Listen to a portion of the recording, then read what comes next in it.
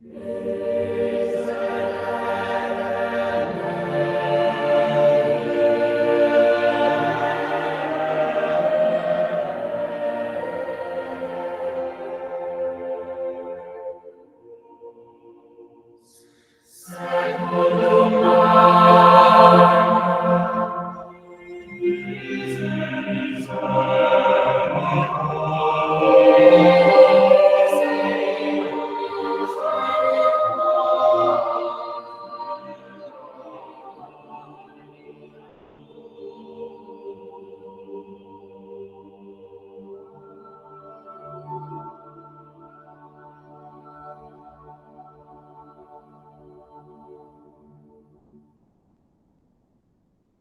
secundum multitudinem miserationum tuarum,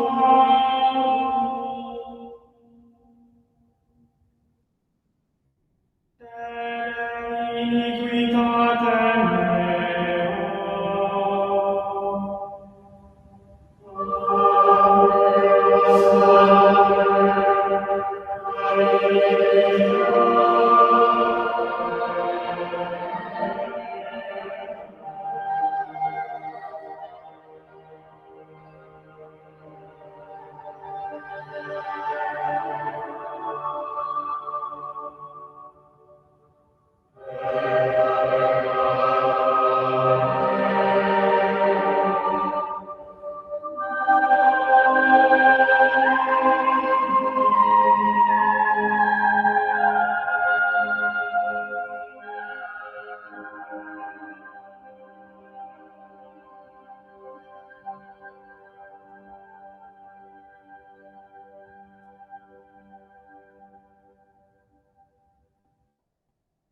quoni homini iniquitatem ego conosco,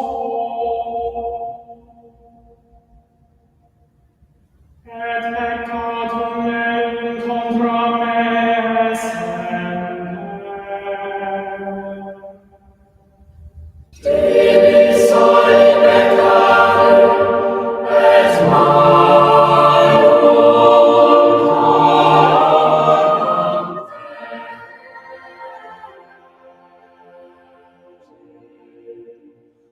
Ut justificeris in seconibus tuis et vivas.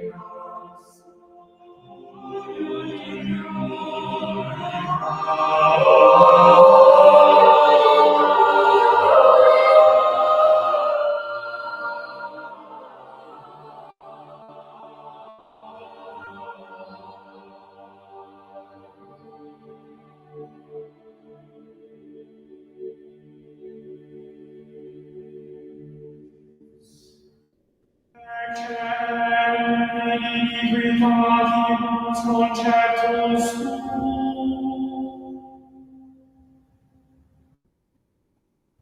et in peccatis concepit mem mater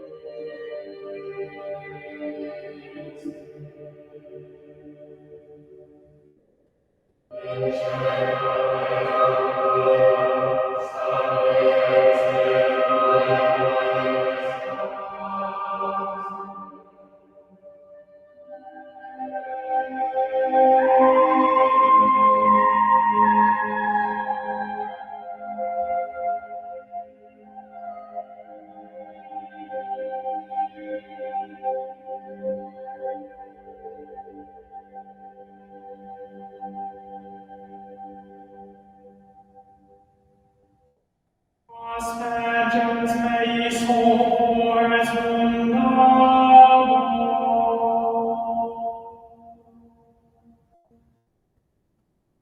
lavabis me et super livem derogabo.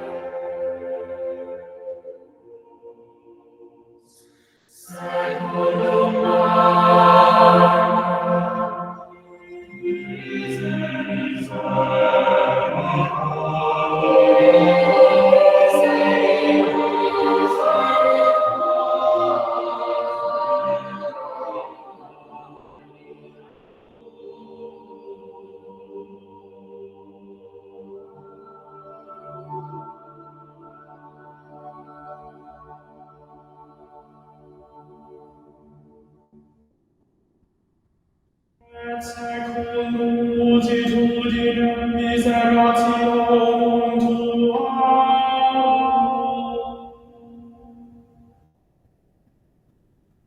et iniquitatem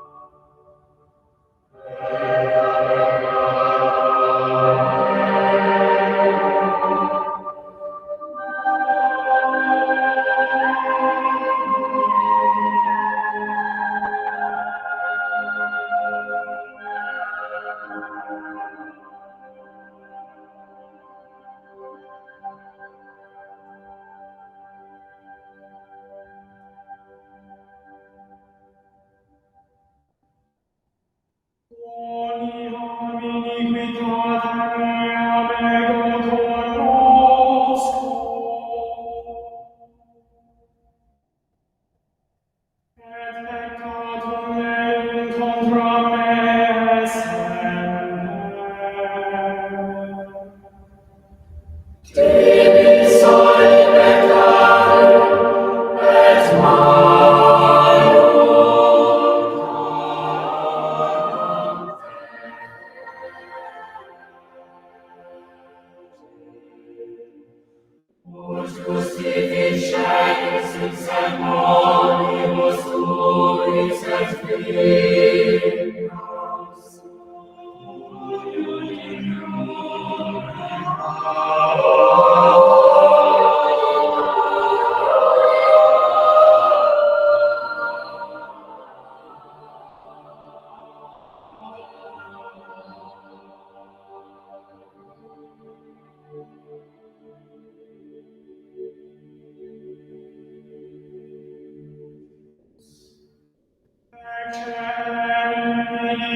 Iniquitatis conceptus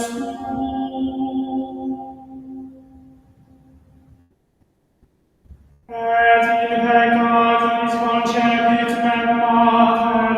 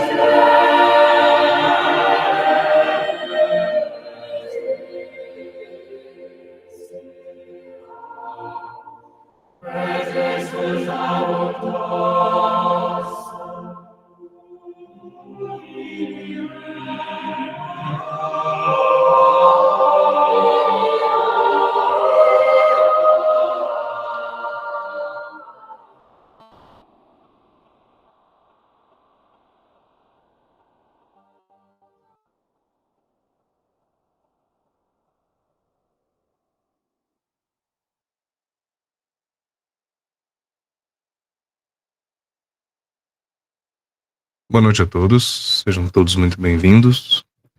Antes de mais nada, eu gostaria de agradecer a cada um dos irmãos, a cada uma das irmãs que estão presentes.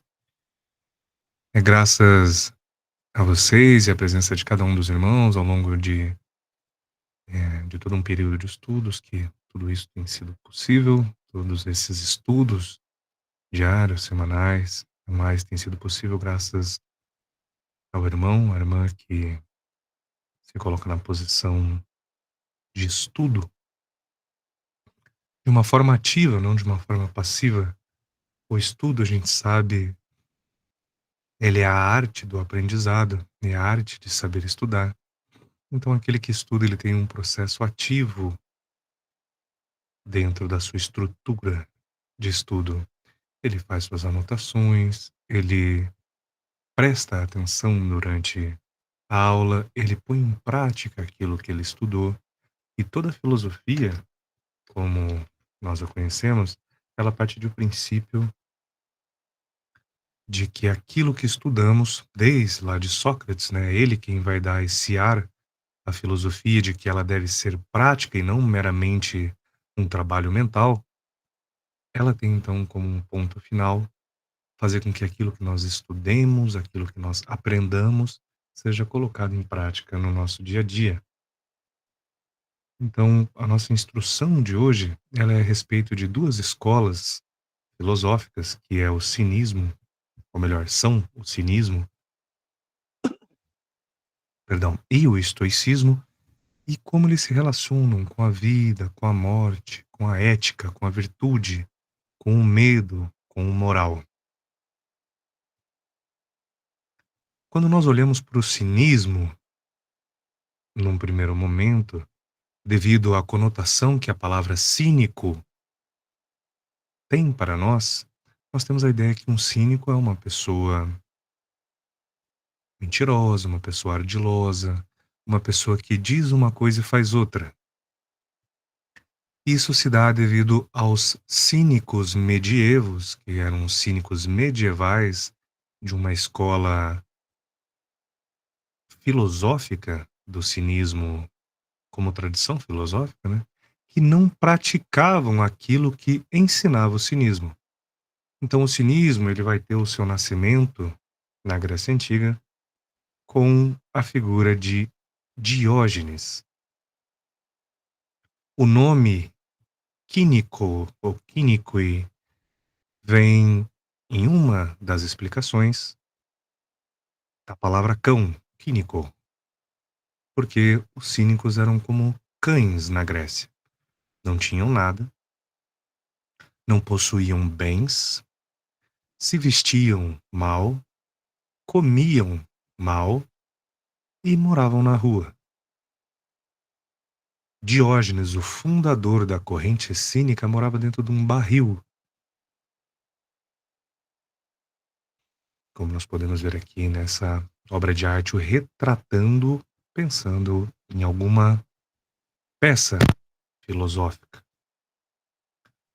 Outra fonte de origem seria o lugar sagrado dos cães, Sinosargo, ou o ginásio onde encontravam-se esses cínicos. Perdão. Para debater ideias que iam muito além daquelas que as escolas filosóficas tradicionais abordavam, como a Academia de Platão. Platão chegou a dizer que Diógenes era um Sócrates que havia ficado louco. Diógenes, então, abraça a ideia de que o homem deve ter pouco para si, que a liberdade total de si mesmo está na perca da relação com os bens fruitivos, os bens do prazer.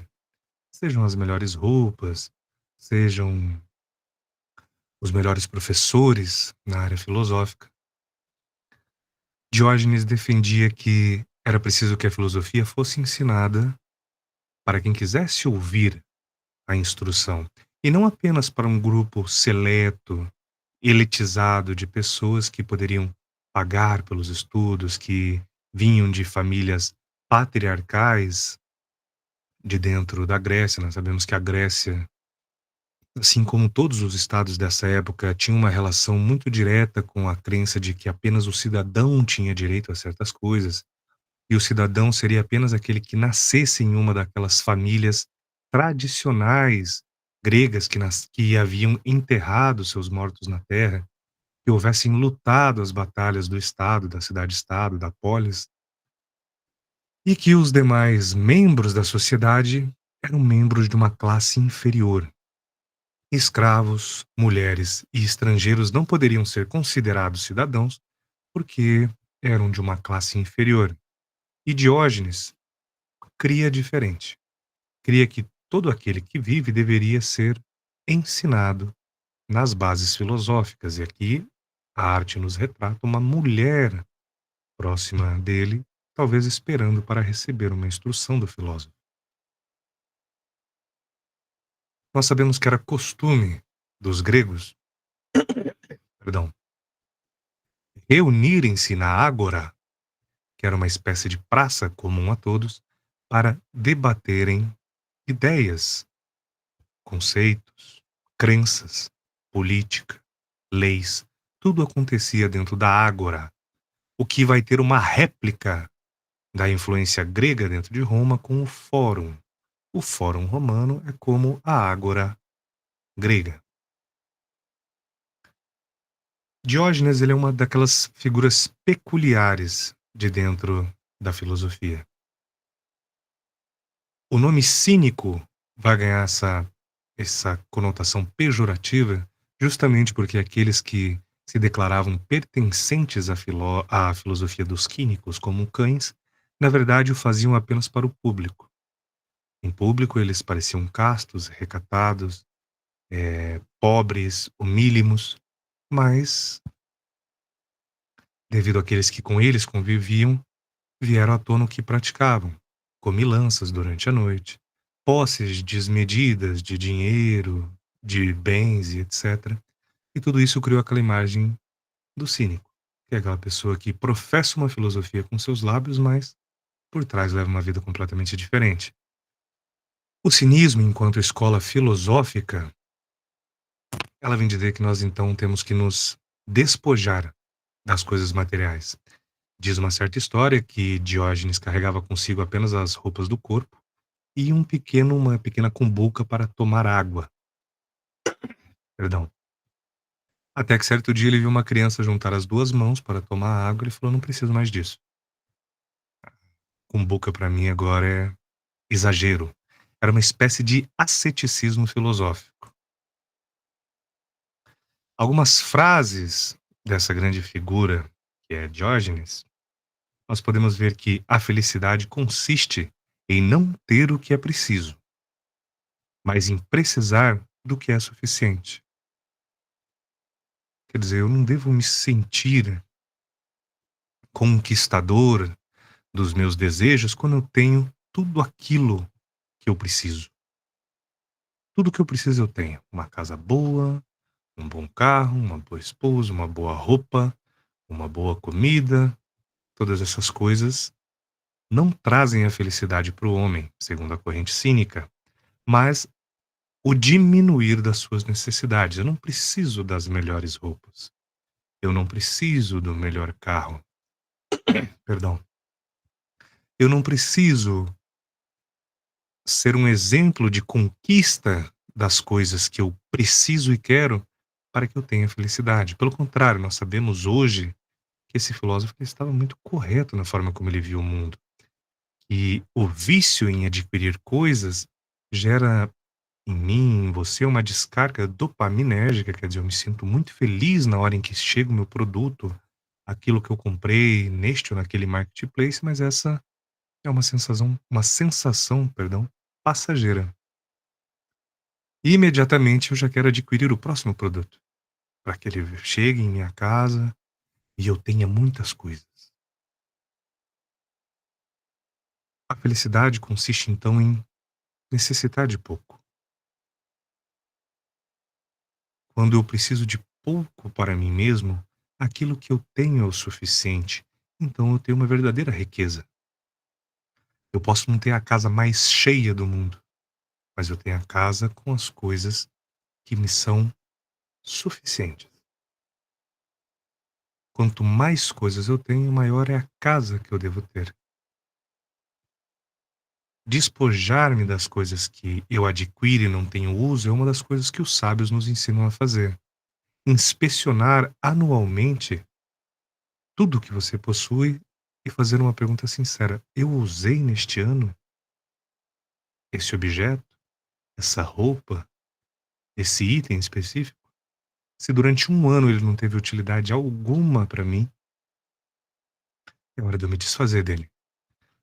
Porque existe aquele para quem esse objeto ou esta coisa vai ter muito mais utilidade. Eu tenho tantos paletós que este aqui, que é todo preto, já não me chama atenção, então eu vou me desfazer dele. Ah, mas pode haver um encontro, um solene em que eu vá utilizá-lo. Tá, mas eu tenho um outro que eu uso muito mais, eu não tenho necessidade de ter isso aqui.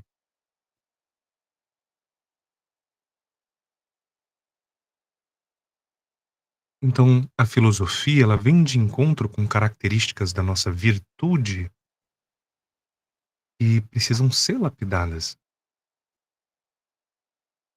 Virtude aqui não é apenas aquelas de caráter moral. Esta é a moral. A virtude tem sua moral. Mas a virtude aqui vai ser a diametral oposta do vício. Para a filosofia, a virtude, ela é aquilo que faz com que os seus vícios morram. Continua Diógenes dizendo que a riqueza não consiste em ter muitas coisas, mas em querer poucas.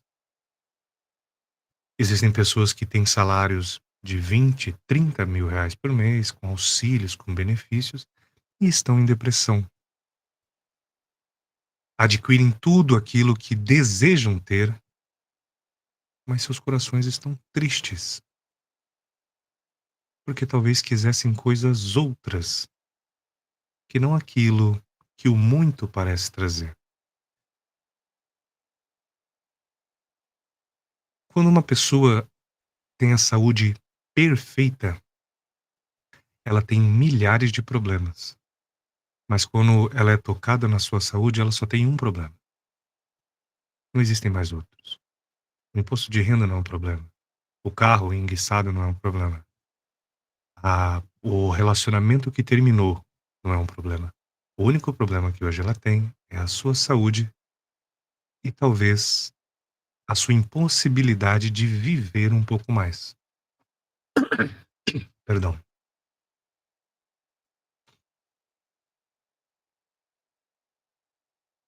Talvez aquele trabalhador que tenha conquistado, através do seu empenho contínuo, a posição que ele sempre quis, agora vê-se perdido.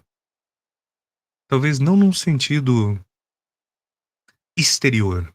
Ele pode ir aonde ele quiser, ele pode adquirir o carro que ele quiser, mas ele sente-se perdido na sua bússola moral, na sua bússola de virtudes. Aonde aponta agora para onde eu quero ir? Se tudo que eu desejava era ter dinheiro, se tudo que eu desejava era ter as coisas, agora que eu as tenho, elas não têm mais valor algum. Elas só têm preço. Quando se está lutando pelas coisas, temos a garra de nos movimentarmos para conquistar aquilo. É a grande maioria das pessoas. E quando algum problema acontece, nós temos uma muleta também. Quando eu sou pobre, quando eu tenho problemas e eu estou bravo, eu falo é porque eu não tenho dinheiro. Quando eu sou pobre, quando eu tenho problemas e eu estou triste, eu penso é porque eu não tenho o que eu quero. E isso é uma muleta emocional. Mas quando eu tenho tudo o que eu quero e eu continuo tendo tristeza, raiva e outros problemas, é preciso ser muito grande para admitir que o problema sempre fui eu, as minhas características, quem eu sou. Nós vamos perceber que grandes homens com grandes fortunas passam a desejar grande poder,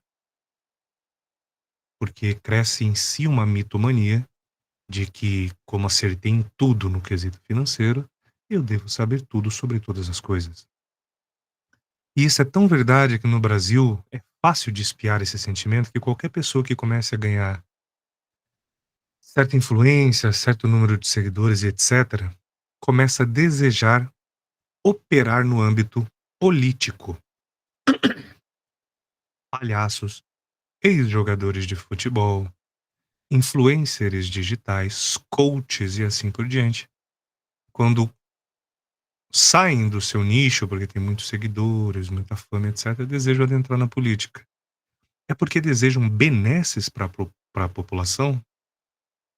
Ou é porque desejam o poder, a influência e a conquista de maiores bens que nós sabemos que vem com o advento do título, né? Ministro, primeiro-ministro, senador, deputado, etc, etc.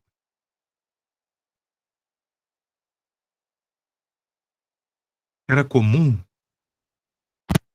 aos antigos gregos, aos romanos e a outros estados que certos cargos fossem para qualquer cidadão e até mesmo acreditavam que a melhor forma de se eleger certos cargos era por sorteio.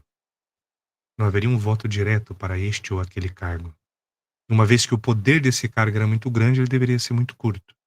Não se poderia ter um,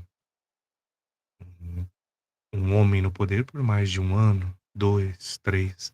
A nossa democracia é reflexo disso. 4 anos no poder. Uma vez que o poder é muito grande, o mandato também deve ser menor. Porque senão gera uma espécie de tirania, de despotismo.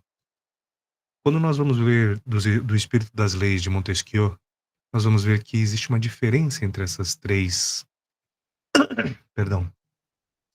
formas políticas. A monarquia, para Montesquieu, ela é baseada na honra. A democracia é baseada na virtude.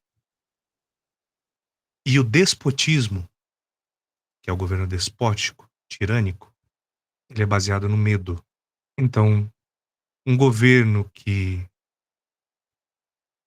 tem para si honras, é um governo onde todas as atitudes são muito polidas. Todo mundo é muito educado, pois todo mundo muito se ofende. E as leis serão severas conforme a vontade do monarca. Daqui vão surgir todas aquelas leis dos cortesãos que bajulavam dentro das cortes, toda aquela pompa que nós vemos nos filmes antigos, onde era preciso curvar-se, levantar-se, ajoelhar-se, Vossa Senhoria, Vossa Mercê e assim por diante, porque a honra era o alicerce da sociedade. Num governo republicano, democrático, é preciso que o sentimento basilar seja a virtude, porque todos os súditos estão subordinados à lei. E para isso é preciso que haja a virtude do amor por essa lei. Se não respeita-se a lei do país, se não se respeitam as leis impostas a todos, a república está perto de deixar de ser o que é, enquanto república democrática, para se tornar um despotismo, um governo despótico. É um governo onde o medo impera e a ignorância deve ser mister. Não se pode educar as pessoas para que questionem muito as leis do governo. Um governo despótico é aquele que deve ter a força de rechaçar imediatamente qualquer concorrência. Pois se for muito brando, se este governo for muito débil, também ele se rompe. Mais uma vez, aqui são pensamentos de Montesquieu a respeito disso. Então, um governo que não tem a capacidade de exilar seus inimigos, de retirar-lhes o poder de eleição, se não vetar-lhes a cidadania, se não os matar, então esse governo despótico está para perder as suas cabeças. A maioria dos governos despóticos são oligarcas. O que isso quer dizer? Grandes latifundiários com grandes posses que validam esses governos. De qualquer forma, se nós voltarmos aos quínicos, nós vamos ver ainda mais uma citação de Diógenes ao dizer que o insulto desonra aquele que o infere, e não aquele que o recebe.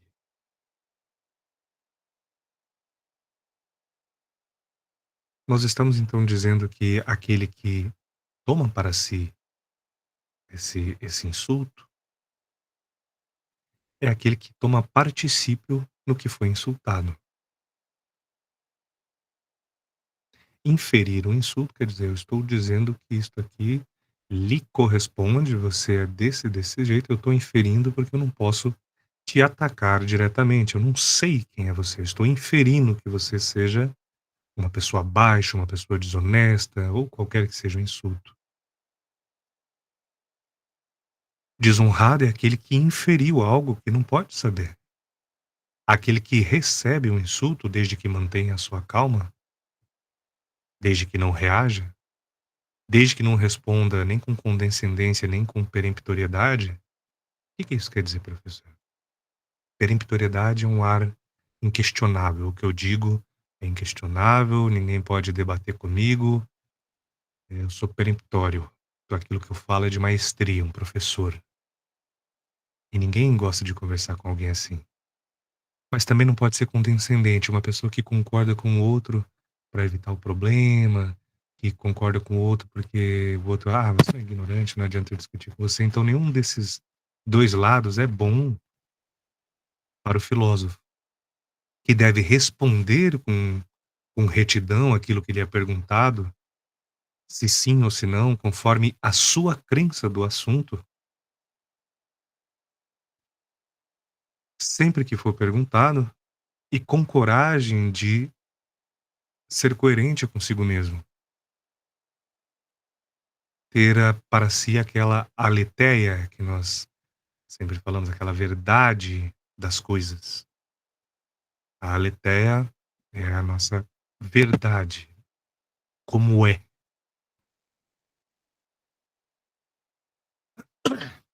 Então, o berço do cinismo vem explicar para nós uma porção de conceitos filosóficos, e isso é apenas uma pincelada no que seja toda a história do cinismo, mas ele também vem nos dizer um método de vida que nos liberte de certas crenças limitantes. Uma crença limitante hoje, principalmente aqui no Ocidente, é de que nós temos de ser jovens para sempre.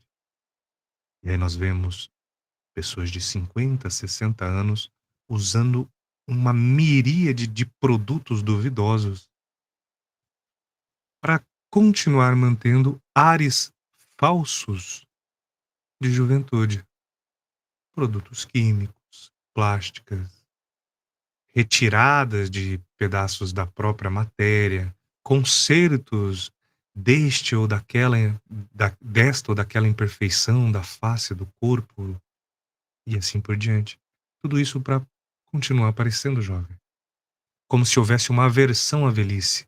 Uma vez que a tecnologia e o avanço da tecnologia é a base do pensamento ocidental e tudo que é novo é melhor do que era velho, reflete em nós a ideia de que o jovem é muito mais sábio do que o antigo,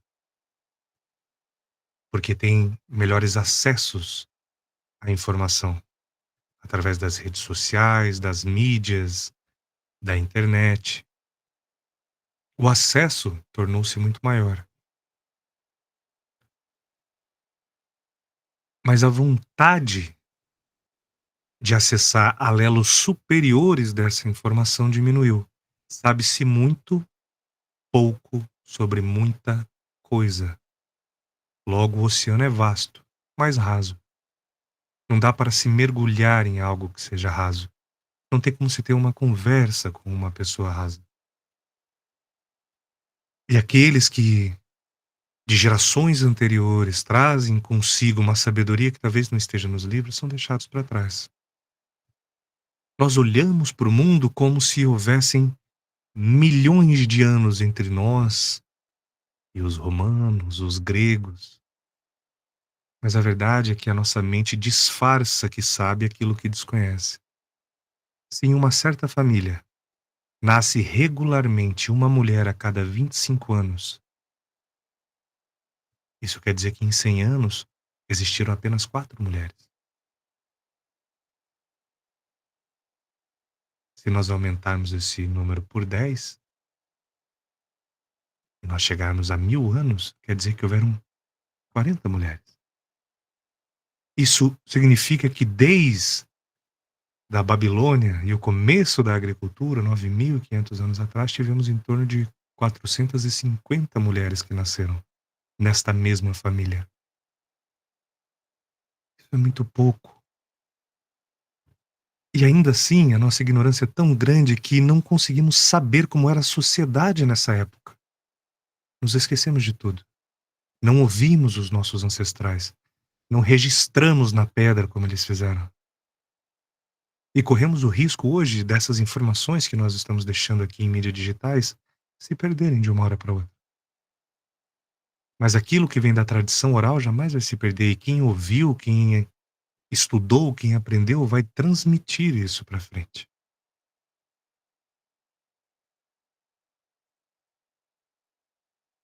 Mas ela do Ocidente também é acreditar que vamos viver para sempre.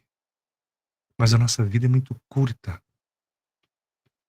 Nosso irmão deixou uma mensagem para nós. Deixa eu fazer a leitura.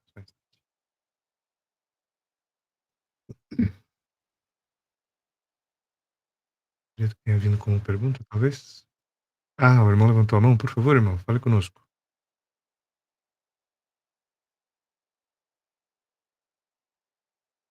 Acho que eu bloqueei os microfones para o início da aula. Só um instante, irmão.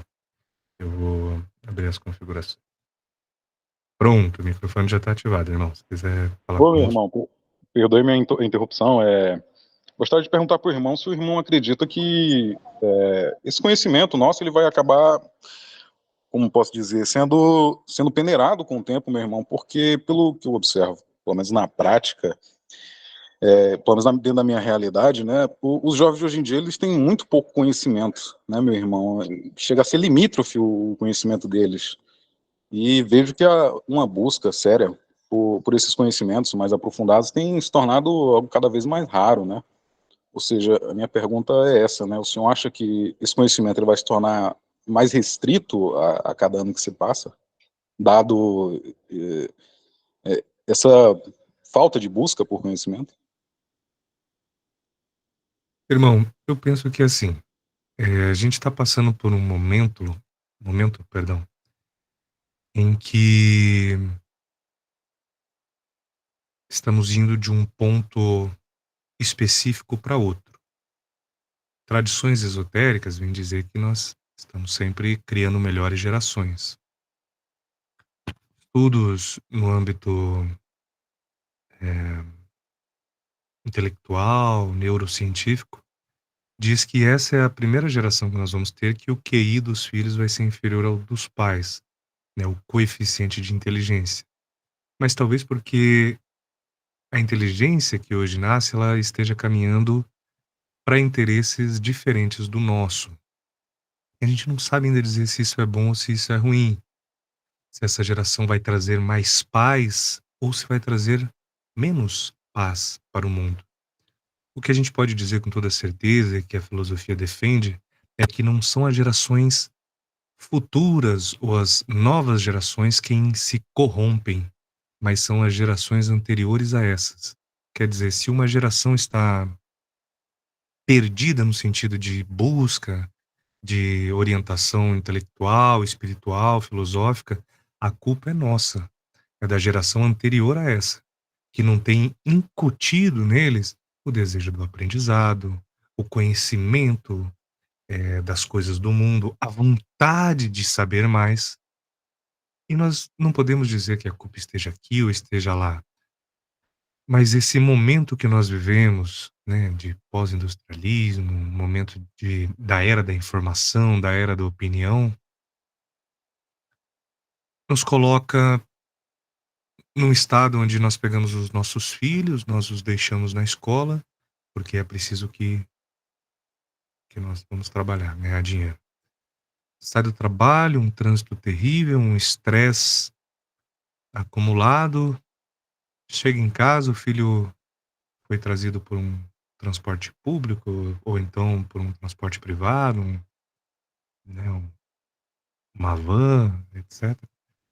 pai chega em casa, tá cansado, ainda tem que ir preparar alguma coisa para comer, tem os problemas do dia a dia, contas que chegaram, telefonemas atrasados, as coisas pessoais para trás, talvez uma faculdade para fazer, talvez uma outra urgência. E a criança vem falar: "Pai, aconteceu isso, mas eu não tô com tempo agora, filho. O pai tá com a cabeça cheia, me dá um espaço, eu preciso sentar aqui, ficar um pouquinho em silêncio". E o filho então se retrai, vai para o quarto, vai assistir um influencer digital cujo único interesse é gerar monetização dos seus vídeos, então os vídeos são aquela parafernália que qualquer pai conhece. É um rapaz que senta e come uma mesa de lanches do McDonald's, ou então é outro que vai gastar R$ 1 milhão numa loja de brinquedos, e a criança cresce com aquele sentimento de que o importante mesmo é o que o youtuber, o influenciador está ensinando, porque ele tem maior contato com o influenciador do que com o próprio pai, com a própria mãe. E o pai também é um reflexo da criação anterior a si, né, de pais que também não tiveram tempo, então foram mais agressivos, foram mais violentos na criação, então o pai tem uma porção de problemas pessoais também. Então, as coisas não são assim tão simples, né, de dizer que essa geração não tem interesse em aprender, etc. Eu acredito que talvez elas não estejam sendo adubadas naquilo que fazem. A escola, como nós a conhecemos hoje, ela precisa ser arrumada. Nós estamos num modelo aí de 200 anos atrás. Esse sentar-se em fila, comer no horário X, pedir para ir ao banheiro, pedir para tomar água, copiar tudo que está na lousa, apagar, passar em provinha, prova oral, prova isso, prova aquilo. Tudo isso é um método desenvolvido para produção. As pessoas eram treinadas para entrar na linha de produção, ter horário para comer, horário para dormir, horário para ir ao banheiro, produzir durante as suas horas de serviço, escutar a sirene tocar para entrar no serviço, escutar ela tocar para poder sair. E o mundo mudou. E não sabemos dizer por que cargas d'água, a base do ensino não muda. Se nós não influenciarmos os nossos alunos, a nossa nova geração, a construir melhores mecanismos do pensamento, nós vamos ter aquele movimento de sempre. O aluno vai para o colégio, copia o que está lá, chega em casa, faz uma tarefa mal feita, porque senão leva bronca, tira nota boa, porque senão o pai bate, passa mediano a régua em todas as coisas na média, porque não tem interesse, é uma apatia para as coisas do intelecto.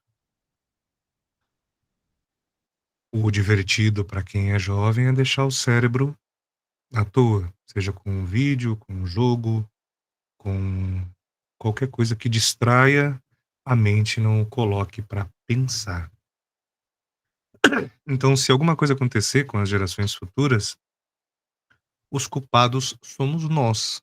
É eu, é você, é os irmãos que estão aqui, que continuam a estudar, a manifestar o seu interesse, é, pela vida como um todo, né? De não ter incutido isso nas gerações futuras. Ah, mas ninguém me dá ouvido. É verdade, ninguém nos dá ouvido. E pior, na maioria das vezes são as pessoas próximas de nós que não nos dão ouvido. Não conseguem acreditar no seu coração que é possível que o fulano que ela viu nascer, que ela viu crescer, que ela viu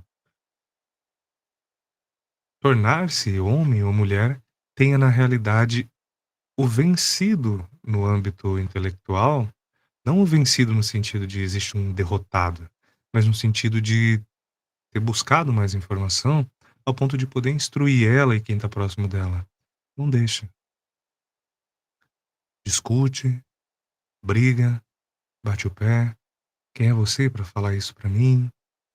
De forma que no Brasil, se você talvez chame a atenção do fulano no metrô, no trem, no ônibus, para dizer: ô meu filho, você tá aí com 16 anos, se levanta, não tá vendo que tem uma senhora ali com compras na mão? Talvez você seja o errado de chamar a atenção do cidadão à virtude da cidadania. O que você tem a ver com isso? Eu não posso estar cansado? É sua mãe? E coisas desse gênero. Então, eu tenho fé de que muitas consciências estão aí conosco, mesmo que muito jovens, que vão nos passar em entendimento. E não só das coisas práticas e materiais do mundo, mas também naquelas filosóficas. Se assim a gente puder incutir nele, meus irmãos. Espero que tenha feito sentido, né, irmão. Se não tiver mais alguma coisa a acrescentar. Não, meu irmão, agradeço imensamente. Como o irmão disse ali, que assim seja, né? Muito obrigado pela resposta. Antes uma honra, meus irmãos. Então, quando nós saímos desse pensamento de eu devo ter todas as coisas, dessas mazelas, né, da nossa orientação aqui no Ocidente, é preciso que nós venhamos àquele ponto de convergência. Como eu posso me tornar uma pessoa livre desejando tudo aquilo que eu não posso ter? Diógenes vai nos dizer que só é verdadeiramente livre quem está sempre pronto a morrer. Isso não quer dizer que você tem que desejar a morte. Isso não quer dizer que você tenha que ambicionar por ela e etc. Mas quer dizer que você deve estar preparado para o seu momento de transição e fazer as coisas do seu dia a dia pensando em que talvez hoje seja o momento em que eu vá fazer a transição. E assim eu trago beleza para cada um dos meus atos. Se eu for amar, eu vou amar com vontade. Se eu for ensinar, eu vou ensinar com carinho. Se eu for me levantar contra um mal social, eu vou fazer isso porque talvez hoje seja o meu último dia como homem. E a minha história se encerra aqui. E se eu fizer isso com memento mori, que nós vamos ver que é algo que o estoicismo vai nos dizer, com a lembrança de que eu estou para morrer, então eu vou afastar de mim tudo aquilo que viola a minha virtude. Mas nós somos instruídos num nível subjetivo, subliminar, né? A acreditar que se eu estou para morrer, então agora é que eu tenho que aprontar. Estou para morrer, eu tenho que beber, fumar, fazer festa, pular, encontrar mulheres, homens, fazer toda uma algazarra, porque um dia eu vou morrer. Quem te ensinou isso? Quem te ensinou isso foi os filmes, foram as músicas que você escuta, foram as pessoas com quem você se relacionou. Não é aquilo que diz o seu arete, o seu daimon, o seu lugar no mundo, a sua consciência interna. Sua consciência interna quer praticar aquilo que ela tem de mais lindo. Você sempre imagina que pode mais. Se sacrificar por alguém, salvar alguém, ajudar alguém.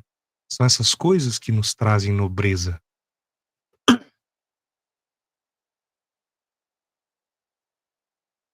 Nós vamos ver que Diógenes ele foi uma pessoa diferente na forma como ele abordava as coisas.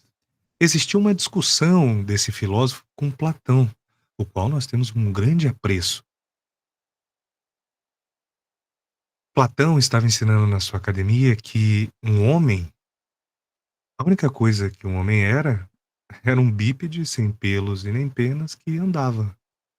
E Diógenes, para provar que isso era mentira, depenou uma galinha, levou para o meio da academia e falou: tá aí o seu homem. Não tem pelo, não tem pena, é bípede e anda. Quer dizer, nós não devemos nos apaixonar pelos nossos pensamentos ao ponto de nos acreditar infalível.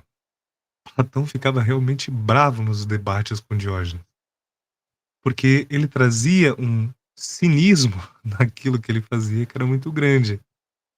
Dizem as histórias que Alexandre Magno, Alexandre o Grande, o encontrou um dia sentado e o vendo falou: você é Diógenes? Falou: sou eu. Falou: sou Alexandre, conquistador do mundo. Pode me pedir o que você quiser e eu vou lhe dar. Ele falou: quero que você saia da frente do sol, por favor, que você está tampando o meu sol. Quer dizer, para um homem dizer isso para um conquistador como Alexandre, ele não deveria ter o medo da morte. Que qualquer outra pessoa que falasse isso para o imperador seria morto. Nós sabemos que ele conquistou todo mundo antigo, filho de Filipe da Macedônia. Acontece que Alexandre, ele também foi educado por um filósofo, discípulo de Platão, Aristóteles. Logo, ele tinha apreço pela filosofia. Ele sabia identificar um bom pensador, um grande pensador. Quando nós olhamos para o estoicismo, nós vamos ver que ele bebe da mesma fonte. Zenão, de Sítio, não está escrito aqui, mas era de onde ele era, ele aprende dentro da escola cínica os seus pilares. Ele era um cínico. Seu mestre era um cínico. Ele estava para ser um cínico. Contudo, ele acaba criando uma outra corrente. Nós estamos falando aqui de uma época do estoicismo clássico, certo? O estoicismo ele tem três partes na história. O estoicismo clássico, medievo ou médio, e o imperialista, ou então o estoicismo tardio, que vai culminar naquelas grandes figuras que são conhecidas hoje como estoicos. Sêneca, Epicteto, Marco Aurélio, Cícero, dentre outros estoicos romanos. A gente sabe que Roma ela é muito influenciada pelo pensamento grego. Sua arquitetura, seu panteão, sua moda, no sentido de como vestir-se, portar-se, etc. Contudo, o fundador dessas ideias do estoicismo ainda é grego. Nós estamos falando de Zenão, e Zenão vai criar esta ideia de estoicismo por onde ele ensinava, não é? Que era, aqui está como colunados ou no pórtico. Era um pórtico pintado, onde ele ensinava, né? Então o nome era Stoa Poikile, e é o lugar onde esses filósofos se encontravam na Ágora Ateniense para debater as suas ideias filosóficas. Zenão vai introduzir dentro do pensamento cínico uma espécie de metafísica, mas não como a metafísica dos antigos socráticos, etc. Ele vai trazer um conceito de leis naturais da qual o homem não pode fugir. Uma engrenagem universal na qual o homem é apenas uma engrenagem menor. E o estoicismo vai ser a junção dessas ideias do cinismo, não com votos de pobreza, mas ainda assim mantendo austeridade naquilo que se faz, não com votos de asceticismo, mas ainda assim mantendo-se frugal, sóbrio nas coisas que se faz. E vai trazer esse conceito de cosmos no qual nós somos um organismo funcional. Alguns dos pensamentos de Zenão são de que a natureza deu-nos duas orelhas e uma só boca, para nos advertir de que se impõe mais ouvir do que falar.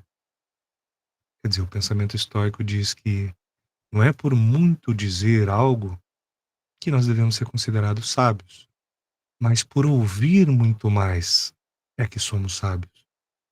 Aquele que se coloca na soleira da sabedoria logo de manhã, ao final do dia vai ter recebido muita instrução. E mais que isso, vai ter instrução para ser passada à frente. Zenão nos fala também da morte e diz que a morte não é algo a ser temido, mas é um evento natural e parte integrante da vida. O sábio aceita a morte com serenidade, pois sabe que a virtude é a única coisa verdadeiramente importante. A única coisa que nós temos para chamar de nossa é a virtude. Nós vamos ver mais para frente os autores mais famosos do estoicismo, sem esticar muito a instrução. Mas existe uma certa história num livro de Sêneca que fala a respeito de um homem que fora conquistado nas batalhas romanas, e como de costume, as mulheres eram estupradas, talvez levadas como escravas para continuarem com a prostituição em Roma, talvez para serem criadas deste ou daquele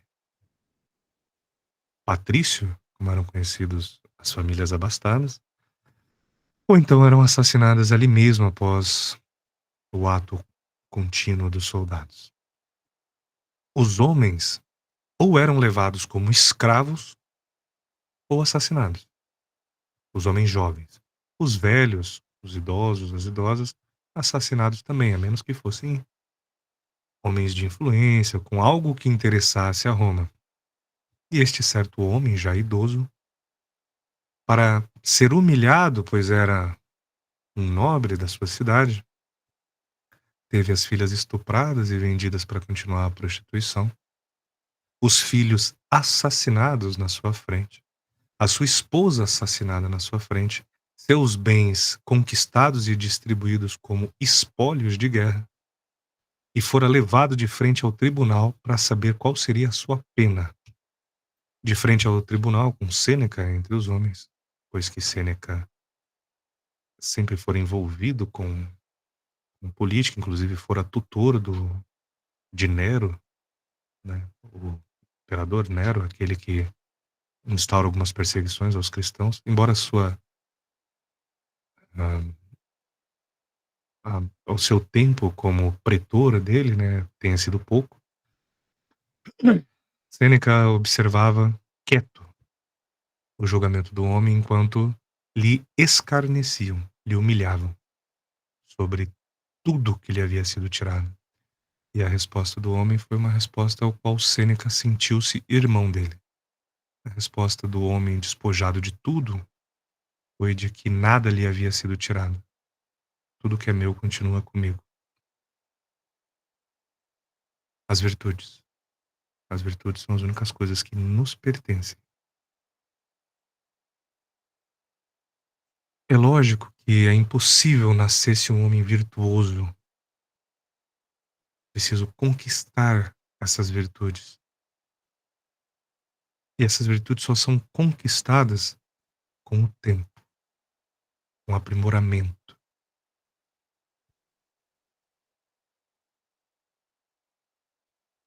Como desabrochar de quem nós realmente somos. Então, a primeira geração a qual nós olhamos aqui é Zenão de Cítio, seguido por Cleantes de Assos e Crísipo de Soli. Quando nós caminhamos para a frente do estoicismo, então nós temos a Estoa Média, com Panécio e Posidônio, que são pensadores do estoicismo, que vão ser aqueles que ligam a história à escola clássica, passam a influenciar bastante o pensamento grego para o pensamento romano, como nós podemos ver em Panécio, né, que adaptou o estoicismo para o público romano, tornando ele muito mais popular. E Posidônio, que combinou por fim o estoicismo com essa filosofia natural, né, que é a observação do mundo natural e das engrenagens que não podem ser violadas, aquilo que Zenão deu como pilar do pensamento. Mas é na Estoa tardia que nós vamos ter a era de ouro do estoicismo, vamos dizer assim, que é o conceito imperialista ou então a era romana, que é com Sêneca, que foi imperador de Nero, Epícteto, que era um escravo grego, meus irmãos, nasceu escravo, operou a vida durante muitos anos como escravo e só depois foi liberto, não sabe-se ainda se porque comprou a própria liberdade ou porque o seu amo, vendo-o um filósofo, não podia mais mantê-lo como um escravo. E Marco Aurélio, que era imperador. Então, Sêneca traz para nós alguns pensamentos. Nisto erramos, em ver a morte à nossa frente como um acontecimento futuro, enquanto grande parte dela já ficou para trás. Cada hora do nosso passado pertence à morte. Sêneca, que convivia com advogados, que convivia com pessoas do Fórum Romano, via uma certa estupidez nas atitudes desses homens, porque para tocar nas suas lavouras, para tocar na produção das coisas do seu dia a dia, não tinham tempo. Isso era coisa para escravo. mas adoravam vender o seu tempo para advogarem uns pelos outros, para tratarem de problemas dos outros. O que para ele não fazia sentido algum, porque o que vendia-se ali, mais uma vez, era o tempo.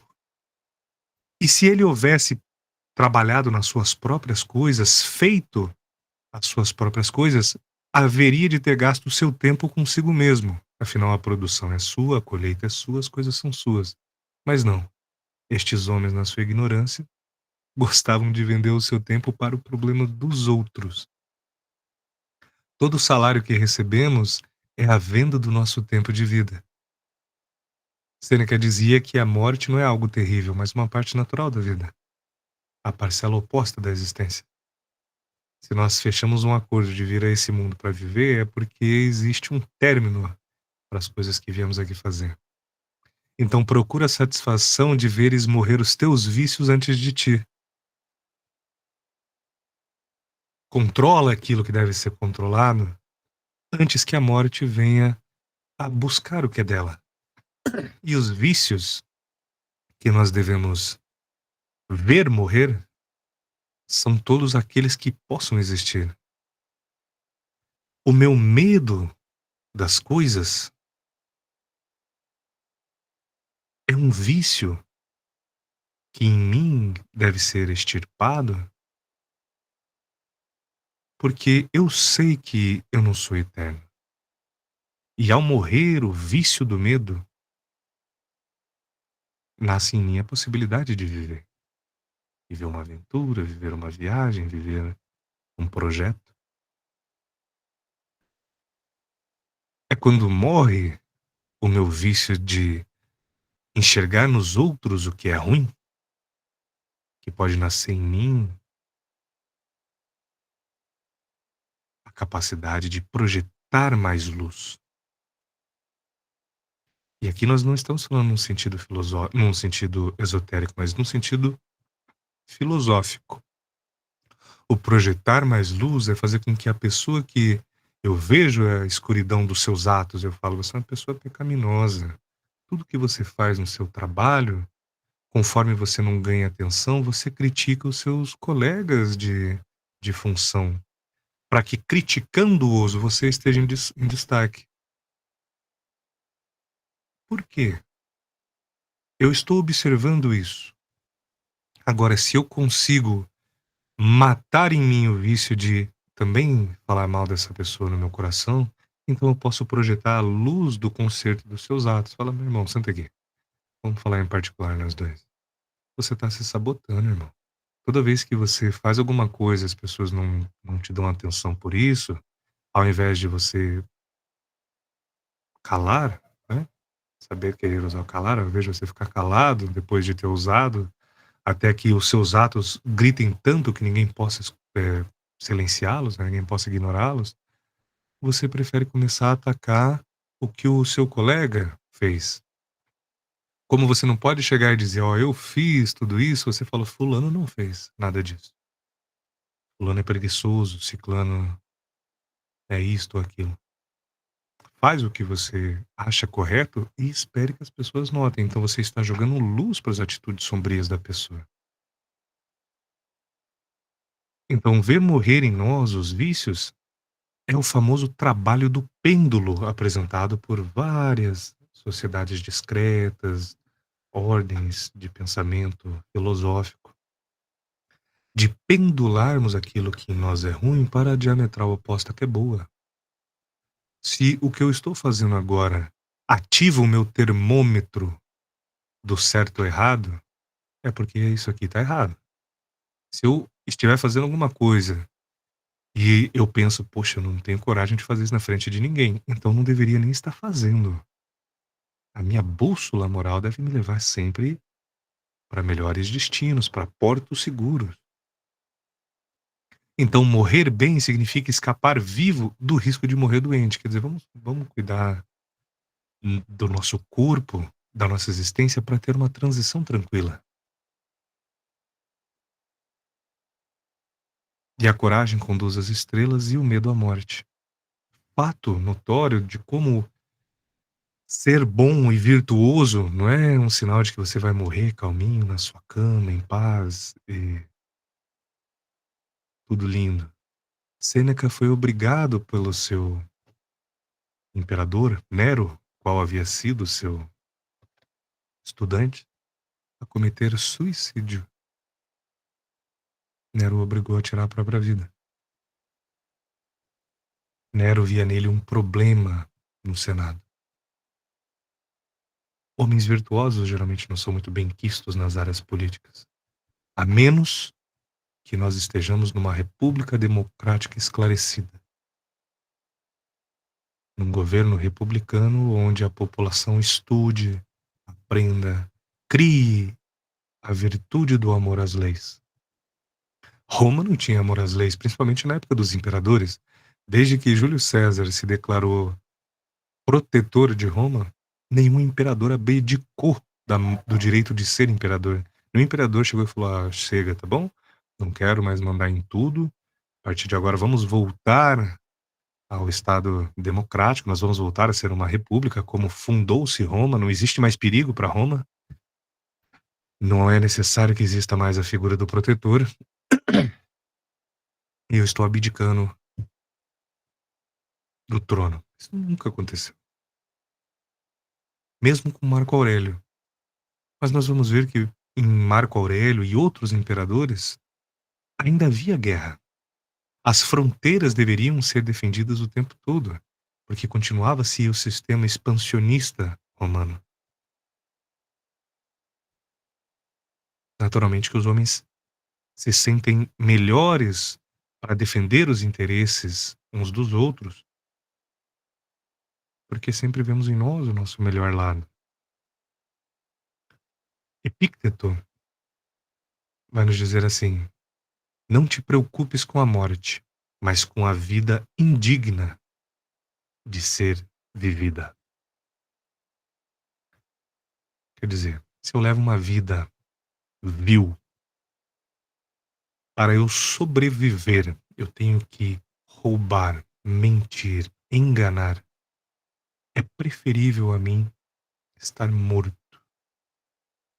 A vida indigna de ser vivida é aquela vida mentirosa. Se você leva uma vida em que você tem que fingir que não é você,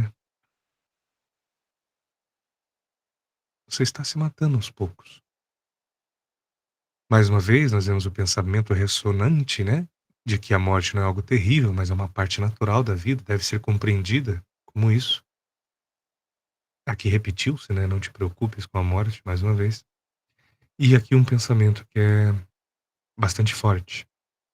Se devo morrer, morrerei quando chegar a hora. Como, ao que me parece, ainda não é a hora, vou comer porque estou com fome. Quer dizer, em certos momentos é preciso que você esqueça de que você vai morrer. Mas não tem um memento mori, professor, não devo fazer isso? Sim, mas isso é um conceito filosófico. Quer dizer, você deve sempre rememorar sua finitude. Mas saber esse finito não quer dizer deixar as coisas do dia a dia. Você não vai deixar de trabalhar porque vai morrer. Você não vai deixar de ensinar como professor porque você tem uma doença ou algum problema. Você não vai deixar de estudar porque você tem talvez uma predisposição genética a isto ou aquilo. Você tem que fazer o que tem que fazer. Um dia eu vou morrer. Sei disso. Pensei nisso. Mas agora eu tenho fome, eu vou comer. Agora eu tenho frio, vou providenciar a coberta. Tenho sede. É estar presente no momento. E o memento mori faz com que você esteja presente no momento. Ninguém que pense no futuro está pensando no momento da sua morte. Está pensando em conquistar o carro, a casa, a mulher, o homem, etc. Quando entra em memento mori, quando pensa na morte, imediatamente o reflexo é voltar ao presente.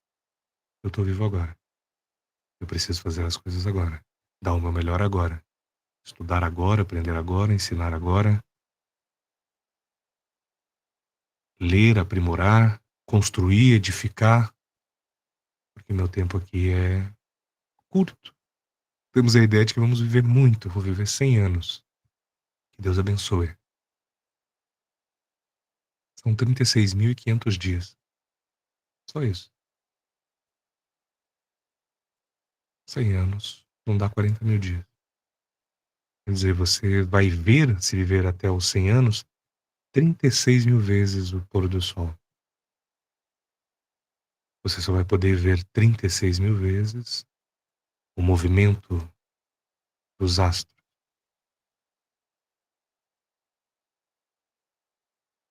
Se você viveu a metade da sua vida, 50 anos, esse tempo já se encurtou. E como dizia a Sêneca, esse tempo já foi passado para a morte. Então, ele continua dizendo que a morte não é algo tão terrível, mas a opinião a respeito da morte, de que ela é terrível, é que é terrível. Quer dizer, se eu olho para este momento em que eu já não estarei aqui e lembro que todos antes de mim já não estão, então a morte para mim já não pode ser terrível. O nosso maior medo não é o de morrer, mas é da dor. Nós temos medo de sentir dor para morrer. Tem a cada dia diante dos olhos a morte, o exílio e tudo o que parece assustador, principalmente a morte. Jamais terá então qualquer pensamento baixo ou qualquer desejo excessivo. O exílio e a morte, ainda nessa época, eles eram sinônimos. Porque cidadão era só aquele que estava na terra em que nasceu. Na terra em que nasceu, ele tinha direito de ir e vir, direito ao voto, direito à compra. Era assegurado nas compras que fazia, pois era cidadão. Tinha direito a julgamento, tinha direito a ser enterrado junto com os seus pais, tinha direito à herança, tinha direito à casa, tinha direito à religião do lar. E o exilado? O exilado não tem direito a nada. Na terra dos outros ele é estrangeiro, e se ele compra algo de alguém, e esse alguém não dá o objeto comprado, ele não tem a quem recorrer, porque ele não é cidadão. Ele é estrangeiro. Nenhuma lei defendia o estrangeiro contra o cidadão. E se ao contrário, um cidadão comprasse dele algo e ele não entregasse, estava sentenciando a si mesmo à morte. Ao escárnio, ou então ao açoite público, no melhor dos casos. Então exílio e morte nessa época são sinônimos, e havia quem preferia a morte a viver vagando por aí como um indigente sofrendo. Falava, não, eu prefiro que vocês me matem como um cidadão e eu possa ser enterrado com os meus pais, com a minha esposa, com os meus filhos. Havia quem assim preferia. Por fim, nós terminamos, lembremos que esse homem que aqui nós vemos, ele era escravo, certo? Nasceu como um escravo e tornou-se homem livre. Tornou-se homem livre porque estudava, porque dedicava-se ao seu estudo, porque ensinou. E após a queda de Nero, né, após a morte de Nero, por volta do ano 68 depois de Cristo, Epicteto é livre e ele funda sua própria escola de pensamento e passa a operar como um grande filósofo em toda Roma. Marco Aurélio, que vai vir bem depois disso, por volta do ano 160, 180 depois de Cristo, é aquele que vai elevar o estoicismo. É a Era de Ouro, com as suas meditações, que não é um livro que ele publicou, como outros de Sêneca, Epicteto, Cícero e etc. Estes são anotações que ele fez em grego, embora falasse latim como romano, o fez em grego para si mesmo, para que ele estudasse o que havia escrito, de forma que quem lê o livro vê que várias coisas são repetidas, pensamentos repetidos, com palavras diferentes e às vezes com a mesma palavra, pois eram pensamentos recorrentes do imperador. Quando ele é eleito imperador, ele é eleito como um governo dicotômico. Haviam dois reis, né? Ele e seu primo, perdão, o qual acaba morrendo e Marco Aurélio sobe ao poder como um imperador único. As pessoas em volta, nas nações em volta, pensavam que agora Roma diminuiria a sua potência bélica porque um filósofo havia ascendido ao poder. Pelo contrário, Marco Aurélio passou a sua vida inteira nos campos de batalha, expandindo o império e defendendo as fronteiras. E foi um homem que não conheceu a derrota depois que tornou-se imperador. Levava uma vida frugal, simples. O Senado o tinha como um excelente imperador. E foi impossível tramarem contra ele, porque uma vez que ele estava na frente do campo de batalha, ele tinha a fidelidade do exército. Assim como Júlio César teve a fidelidade do exército para subverter Roma. Marco Aurélio aqui tinha a defesa do exército, porque ele era um homem de guerra, estava à frente dos seus homens batalhando no campo de batalha, e isso mantinha a fidelidade da força que é a centúria romana, que é a gládia romana. A força de Roma nunca esteve no mármore do Senado, mas sim na gládia do exército. E Marco Aurélio esteve sempre com seus soldados, com seus generais, então foi impossível fazerem motins contra ele, como nós vemos em toda a história romana, né? Como Calígula, Nero, Júlio César, que foi assassinado, né, pelos seus senadores e tudo mais. Mas os senadores o tinham como bom imperador, porque, embora fosse um homem rígido, ele era um homem que dividia os espólios da guerra. Mais terras, mais poder, mais dinheiro para Roma, de forma que não ficava vindo a todo momento para Roma, para teatros de poder. Ele dava espaço para que os senadores criassem as leis, votassem as suas leis, cuidassem do povo. Pregava a tolerância. Nós sabemos que aqui os cristãos não tinham perseguições contra si, eles eram apenas mais uma das religiões do império. O que é bem diferente de Nero, que é antes dele, né? Que perseguia esses cristãos primitivos. Via neles uma quimera.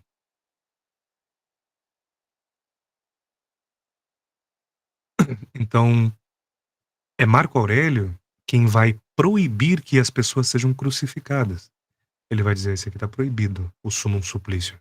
Isso aqui é um vexame para qualquer conquistador. Pegar as pessoas vivas e pregar elas para morrerem aos poucos, isso não existe. A morte para um homem no campo de batalha tem que vir pela espada, morte nobre. Está proibido fazer o summum suplício em qualquer lugar do império. E proibiu aquilo que haviam feito com muitas pessoas ao longo da história, que é a crucifixão, ou a crucificação. Ele proibiu os jogos de gladiadores, pois via naquilo um escândalo. Pessoas se matando para o entretenimento de outras pessoas não condizia com o pensamento estoico de tolerância, de evolução mental. É o seu filho Cômodos quem vai voltar com os jogos, vai fazer uma presepada gigante, né, que é tornar-se um gladiador, mandar cegar as espadas dos homens que iam lutar com ele e matar todos que houvessem lutado com ele como gladiador. Quer dizer, foi um dos primeiros atores de ação, né? Acabou sendo morto por um dos gladiadores. No motim, tá? Da sua própria irmã contra ele.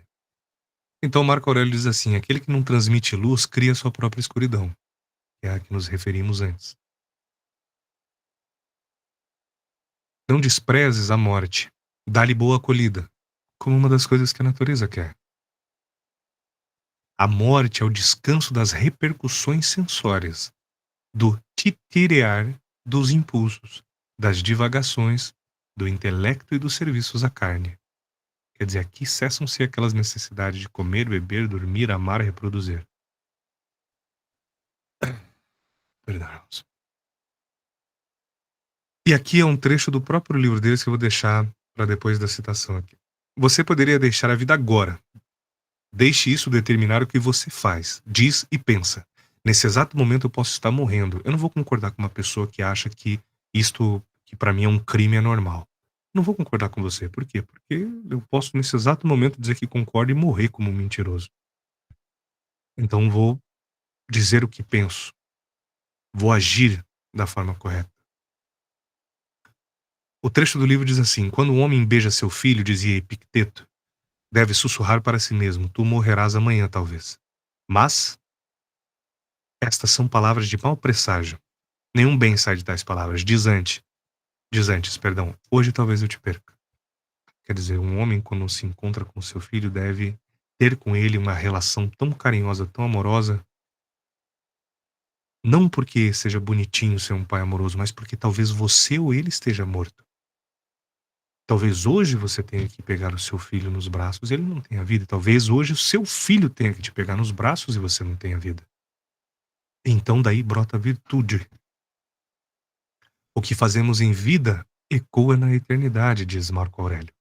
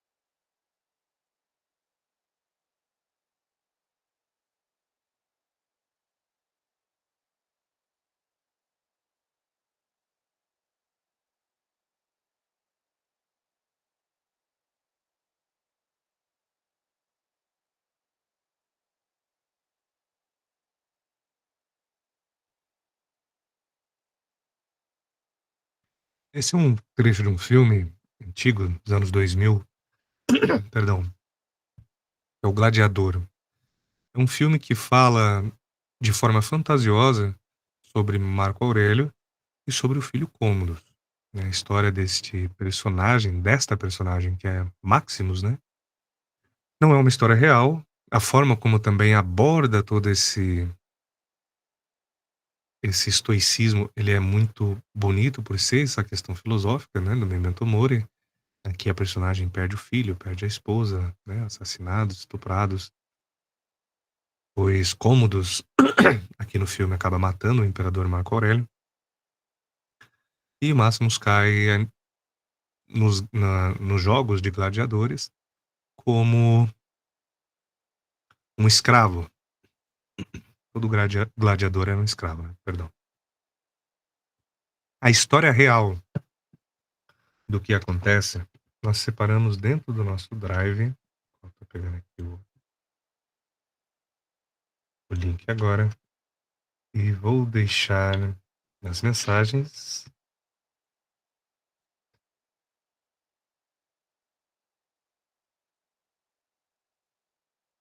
Não falou que tá sem áudio o vídeo que eu passei para vocês, irmão? Ficou sem áudio?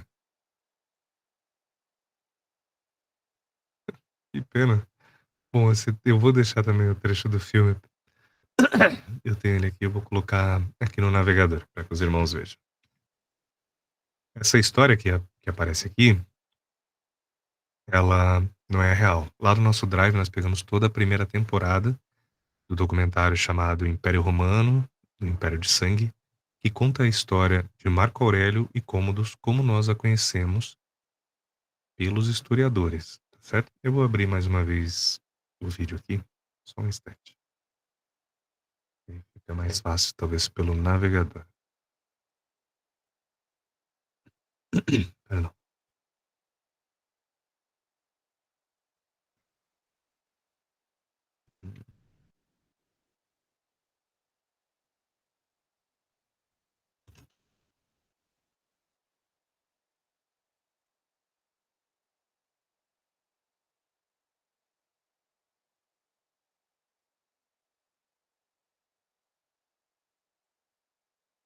Só um momento, mas eu tô achando a raiz onde foi salvo.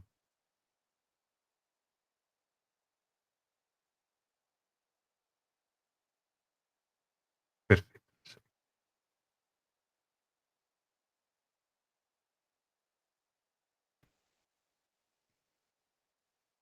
Uhum.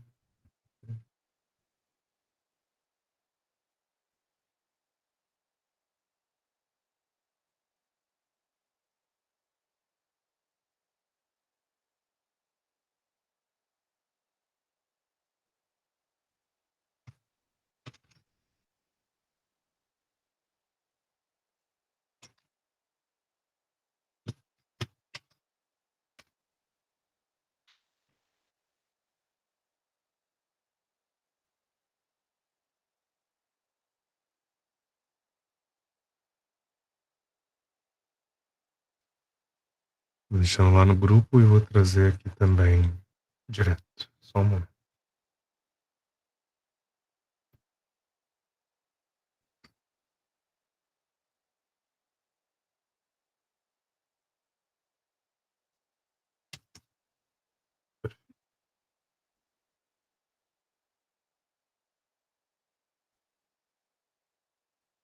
Uhum. Perdão. Pronto.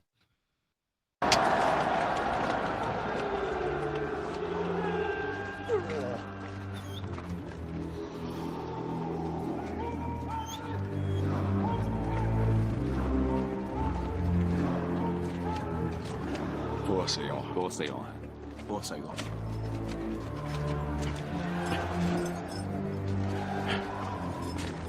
Ao meu sinal, mostre o inferno.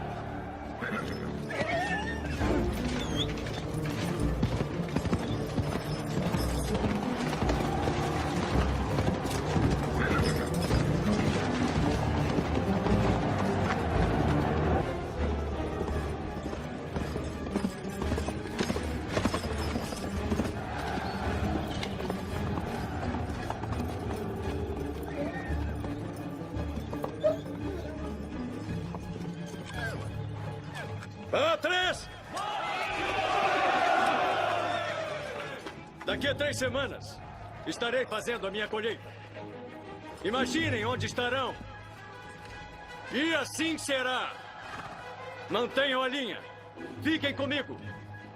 Aquele que se vir sozinho, cavalgando em campos verdejantes com o sol no rosto, não se perturbe, pois estará no Elísio. E já estará morto! Irmãos,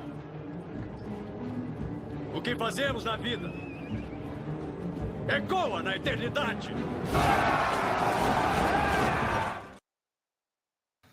Então, esse é o trecho do filme, né? Nós havíamos falado. Peço desculpa para os irmãos, eu estava compartilhando por outro aplicativo, né? A tela, e acreditei que sairia com som.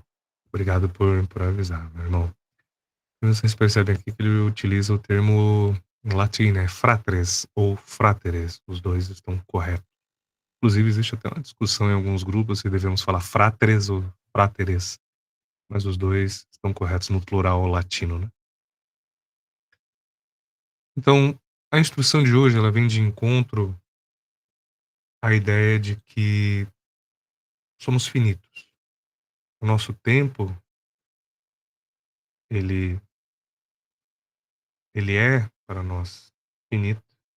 E por isso nós devemos bem pensar na nossa transição, nas nossas obrigações enquanto vivos, deixar, vamos dizer assim, uma herança filosófica para aqueles que venham depois de nós e ter paz diante das adversidades da vida. Elas vão acontecer, elas acontecem.